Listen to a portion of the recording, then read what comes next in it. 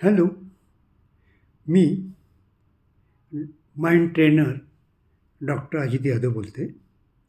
माझी व्याख्यानं ही मनावर आधारित असतात आणि मनाची शक्ती कशी वाढवावी आणि आपले मानसिक प्रॉब्लेम जे आहेत ते कसे सोडवायचे, ती कशी नाहीशी करायची याविषयीचे असतात.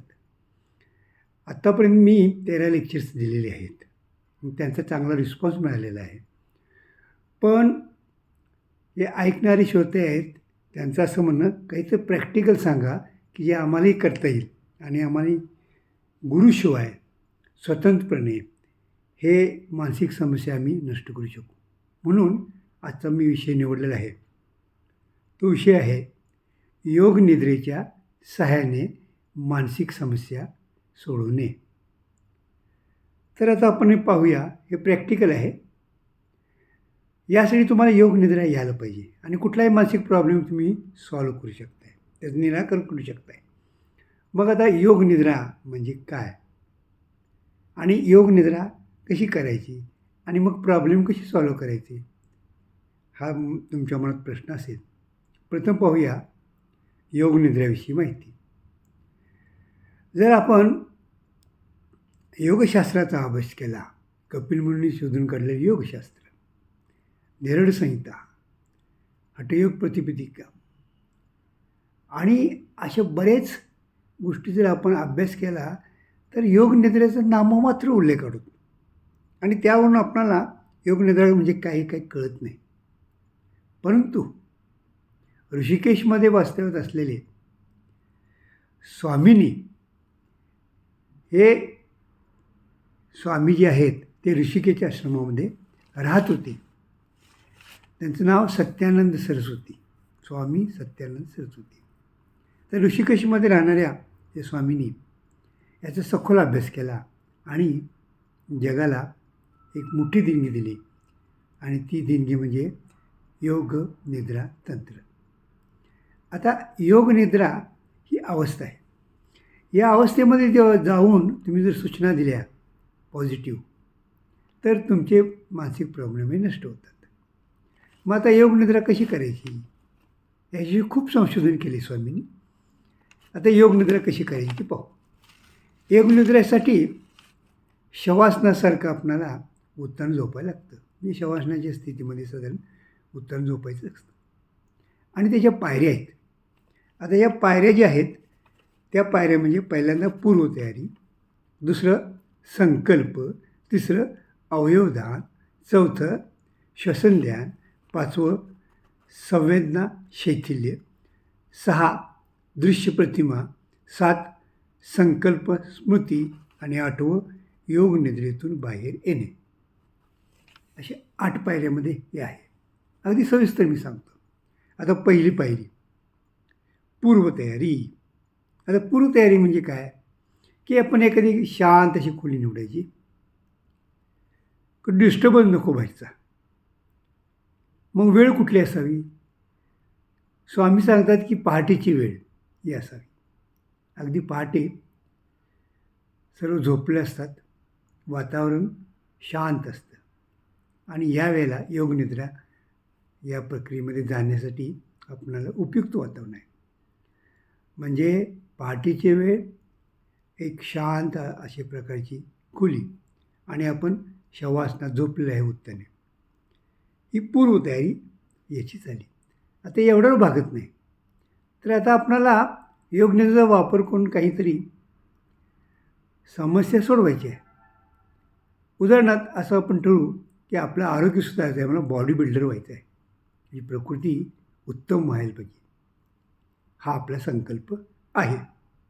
जसा पूर्वी टिळकांनी संकल्प केला होता तसा संकल्प, मला चांगले आरोग्य, चांगली बॉडी ही तयार करायची आहे.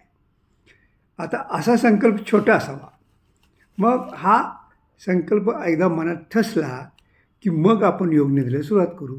उत्ताने झोपायचं शवासनामध्ये, कपडे सैल असावे, पहाटेची वेळ आणि असा होकारात्मक संकल्प आपल्या डोक्यामध्ये आहे. ही पहिली पायरी आपली संपली. इथं आता हे संकल्प जे आहेत हे होकारात्मक छोटं वाक्य असावं.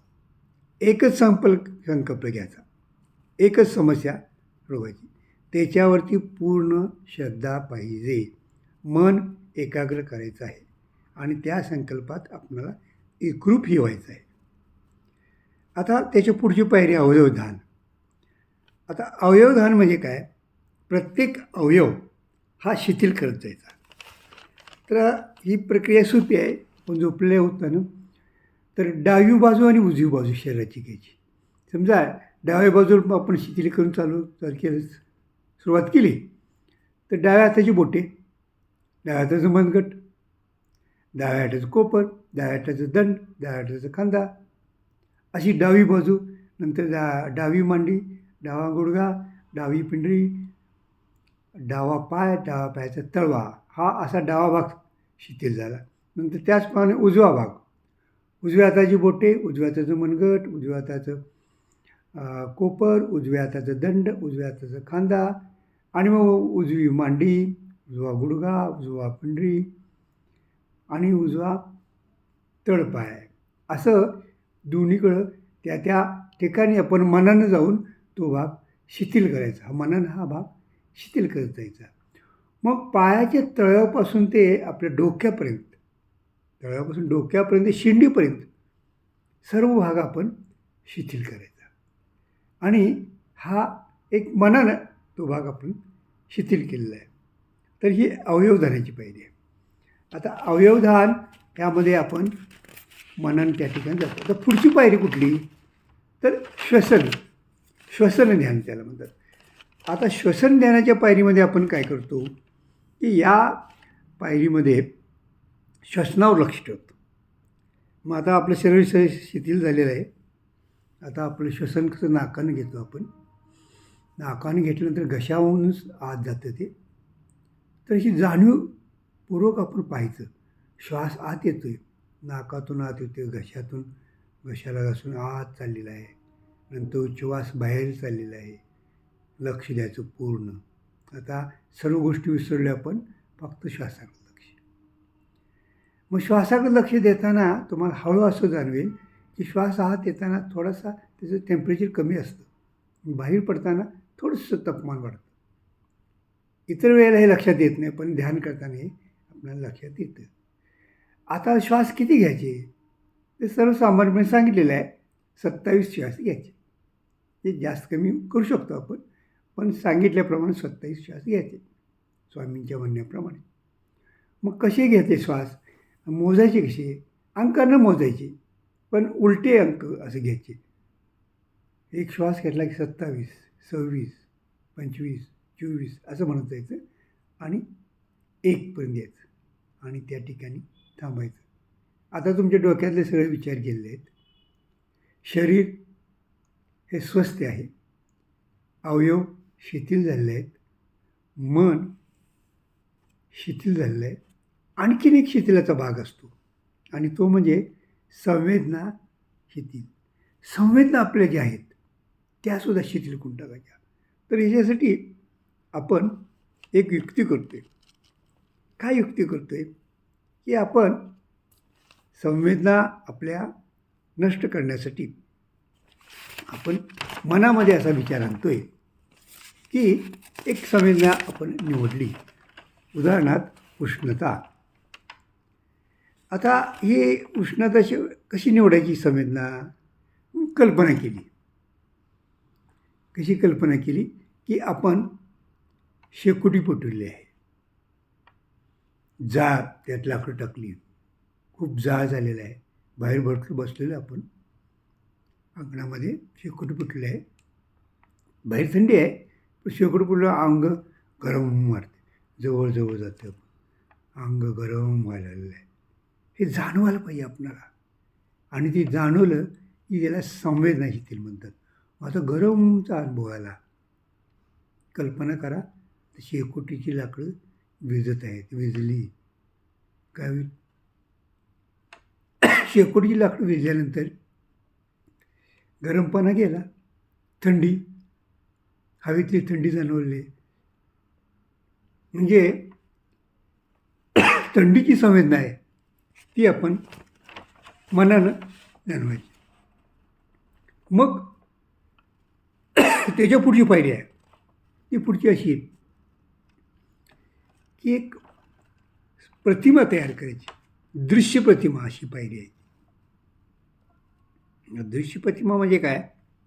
चित्र तयार करायचं मनामध्ये. कसं चित्र तयार करायचं?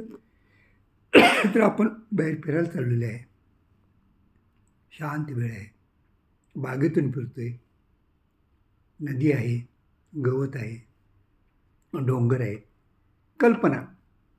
पण ते चित्र की नाही अगदी तंतोतंत निर्माण करायचं. बघा इथपर्यंत आपण आलेलो आहे, सगळं शिथिल झालेलं आहे. मानसिक चित्र तयार झालेलं आहे. आता पूर्वतयारी सगळी झाली. आता परत शेवटचा भाग संकल्प स्मृती. आता संकल्प स्मृतीमध्ये संकल्प हा त्याच्यामध्ये पेरायचा. जसं बीज आपण जमिनीत पेरतो नंतर उगवतं, तसा आता संकल्प आपण आपल्या अंतर्मनामध्ये किंवा सुप्त मनामध्ये पेरायचा आणि तो संकल्प पाठवायचा. काय संकल्प केला होता आपण? माझे आरोग्य सुधारणार, माझी बॉडी सुधारणार, आणि बॉडी बिल्डर सारखी माझी बॉडी होणार आहे. ठसवाय संकल्प मनामध्ये चित्र, मी बॉडी बिल्डर झालेलं आहे, आरशात पाहते माझी बॉडी सुधारलेली आहे, सगळं चांगलं झालं आहे.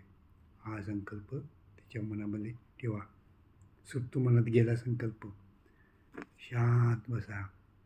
आता तो पेरला. इथपर्यंत आपण आलो, संकल्प पेरलेला आहे. आता पहा, आता आपलं काम संपलेलं आहे. शेवटची पायरी म्हणजे आपण या योगनिद्रेतून बाहेर यायचं. आता बाहेर येताना गडबड करायची नाही. जसं आपण आत शिरलो तसं बाहेर यायचं. हळूवारपणे काही वेळ थांबायचं, संकल्प मनात 2-3दा उच्चार करायचा, तो ठरलेलं समजायचं. परत उलटं आपण सुरू करायचं. स्मृती आठवत दृश्य जे होतं ते नाहीसं करायचं. दृश्य नाहीसं केल्यावर मग आपल्या अवयवाकडे लक्ष. अवयव ध्यान केलं होतं, मग अवयव जे कुठले शिथिल केले होते, डावी बाजू उजवी बाजू, ते परत आपण हे अवयव आहेत ते मूळ स्थितीत आहेत अशी कल्पना करा. हात हलवून बघा, पाय हलवून बघा, आपण बाहेर यायला लागलोय. श्वास आपला आहे तिकडं लक्ष दिलं. आता हळूहळू आपण हातपाय हलवायला सुरुवात केली, मग आपण बाहेर यायला लागलेलं आहे. मग झोपलो होतो, उठून बसलो, शांतपणे बसायचं, कारण आपण हळूहळू व्हायचं. मग हात एकमेकावर चोळायचे, पायावर जरा चोळायचे. हां, आता सगळे अंगात हलवायचं, हात पाय हलवे. हां, आता आपण जागृत स्थितीत आलेलो आहोत. हे एवढं करायचं. आता हे एवढं केल्यावर होतं काय की आपला संकल्प हा सुप्त मनात जातो. आता आपण सगळी प्रक्रिया केली कशासाठी? हे सुप्त मन जागृत करून वातावरण निर्मित करावे त्यासाठी केली. आणि त्याच वेळी संकल्प पेरला गेला तरच तो आपल्या ठिकाणी जातो आत.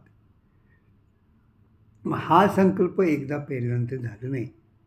असं जर तुम्ही 21 दिवस किंवा 1 महिना केलं, तो संकल्प हा जो आहे तो तुमचा पूर्ण होईल. म्हणजे तुम्ही खरोखर तुमची बॉडी ही सुदृढ होईल.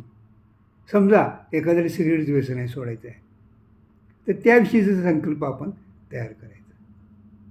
त्याविषयी संकल्प म्हणजे मला सिगारेट ओढणे, हे बंद झालेलं आहे. सिगरेटविषयी माझ्या मनामध्ये एक तिटकारा निर्माण झालेला आहे आणि मला सिगरेट सोडावं असं वाटतं आहे.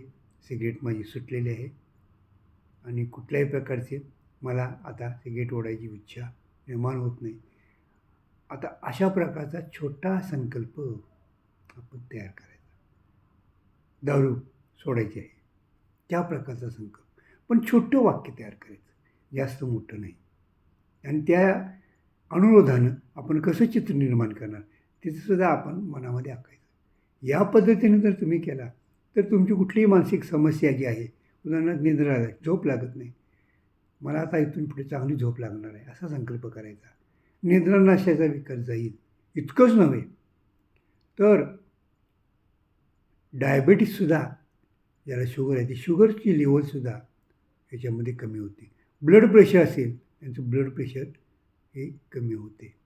असे अनुभव आहेत आणि स्वामींनी प्रत्यक्ष हे प्रयोग केलेले आहेत. म्हणजे सांगोपांगी गोष्ट नाही. हे प्रयोग करून सिद्ध झाले आहे, संशोधन झालेलं आहे. तर अशा प्रकारे तुम्ही योगनिद्रा वापरून तुमच्या मानसिक समस्या आहेत त्या नष्ट करा. आता ह्याच्यामध्ये काय आहे, हे मी प्रॅक्टिकल सगळं सांगितलं, तुमचं स्वतः तुम्हाला करता येतं. स्वतःला सूचना द्यायच्या. समजा ते तुम्हाला जर योग्य वाटत नसेल तर आपल्या सूचना ज्या आहेत त्याचं एक रेकॉर्डिंग करायचं आणि ही रेकॉर्डिंग केलेली कॅसेट लावायची आणि आपण शांत पडून राहायचं, ते रेकॉर्ड ऐकायचं आणि त्याप्रमाणे आपलं त्याच्यामध्ये क्रिया चालू असेल, म्हणजे अवयवध्यान चालू असेल, सूचनध्यान चालू असेल, रेकॉर्ड चालू आहे ते ऐकत ऐकत योगनिद्रेमध्ये जायचं, असंही करता येतं. आणि तुम्ही स्वतः हे करून पहा, अनुभव घ्या, तुमचे प्रॉब्लेम नक्की सॉल्व्ह होतील.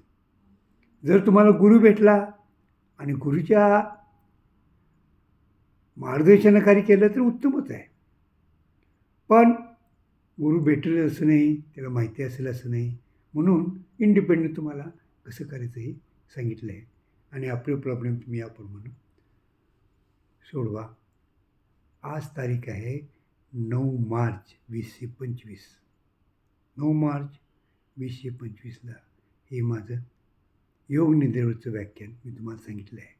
मग जर व्याख्यान आवडलं असेल, प्रत्यक्ष तिची कृती करा, अनुभव घ्या आणि जर असं आवडलं असेल तर सबस्क्राईब करा. सबस्क्राईब करायचं, लाईक करायचं. त्यामुळे मी आणखी पुढची व्याख्यानं याच पद्धतीने देईन. व्याख्यान ऐकून घेतल्याबद्दल आभारी आहे.